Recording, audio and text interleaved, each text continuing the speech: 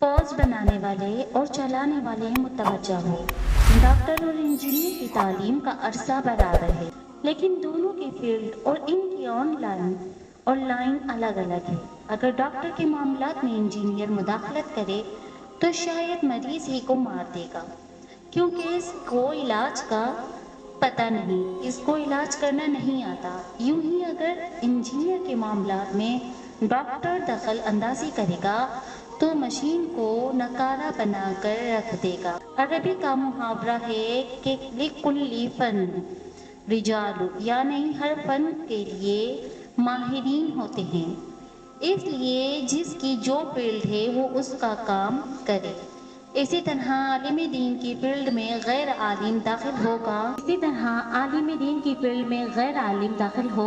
تو زیادہ امکان ہے کہ وہ دنیا و آخرت کے نقصان والی باتیں کریں۔ خاص طور پر سوشل میڈیا والے کوئی پوسٹ تیار کرنے یا پھر کسی پوسٹ کو وائرل کرنے سے پہلے اچھی طرح سوچ لیں کہ یہ جو میں نے لکھا ہے وہ درست ہے یا نہیں، یا جو میں آگے پڑھ رہا ہوں یا جو میں آگے ویڈیو بھیج رہا ہوں یہ واقعی آگے بڑھانے کے قابل ہے کہ نہیں۔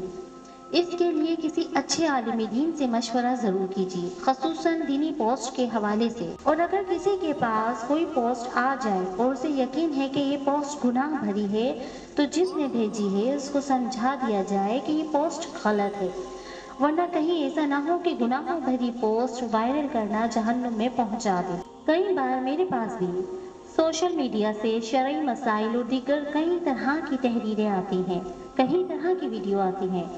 بعض اوقات ان میں سے مجھے کہیں اندیشہ ہو جاتا ہے کہ ایسی صورت میں کوشش کرتی ہوں کہ اس مسئلے یا اس تحریر کو عام نہ کروں، کہ کہیں ایسا نہ ہو کہ میں بھی غلط مسئلہ عام کر کے گناہ کرنے والوں میں شامل ہو جاؤں۔ چاہے پوسٹ بنانے والے کتنا ہی اچھا رائٹر ہو اور اس نے جان بوجھ کر اس میں کوئی غلطی نہ کی ہو، پھر بھی ضروری نہیں کہ جس کو میں نے غلط سمجھا وہ غلط ہی ہو۔ بہرحال جب اطمینان نہیں ہوتا تو میں اس کو آگے نہیں بڑھاتی، یا پھر معلومات کر لیتی ہوں کہ آیا یہ بات درست ہے یا نہیں۔ اگر ہم سب کے ایسی سوچ بن جائے تو بہت ساری غلط باتیں ادھر ادھر کرنے سے بچ جائیں گے، کیونکہ سوشل میڈیا پر بہت سی کھڑی ہوئی جھوٹی باتیں بلکہ معاذ اللہ من گھڑت حدیثیں بھی وائرل ہو رہی ہوتی ہیں۔ کبھی سنی سنائی بات یا کسی بزرگ کے قول کو حدیث رسول بنا کر، کبھی کسی گھڑی ہوئی بات کے بارے میں کہتے ہیں کہ اللہ پاک وہ فرماتا ہے۔ یوں ہی بعض لوگ مذہبی پوسٹ بنا کر اور ویڈیو بنا کر اور اسے وائرل کر کے خوش ہوتے ہیں کہ ہمیں اس پر اتنے لائکس ملیں گے۔ حالانکہ علماء کرام کی جوتیوں کے صدقے میں میرا تجربہ یہ ہے کہ کسی پوسٹ میں باتیں تو اچھی لکھی ہوتی ہیں یا باتیں تو اچھی کہی ہوتی ہے، مگر بسا اوقات ایک لفظ یا ایک جملہ ایسا آ جاتا ہے جس کی وجہ سے شرعی طور پر وہ پوسٹ وائرل نہیں کی جا سکتی۔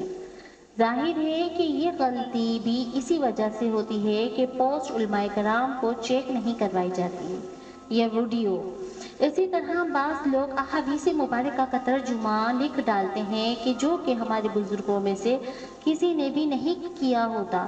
عربی میں ایک لفظ کے کئی معنی ہوتے ہیں، لہذا ضروری ہے کہ جس کو عربی آتی ہو وہ احادیث مبارکہ کا درست ترجمہ بھی کر لے۔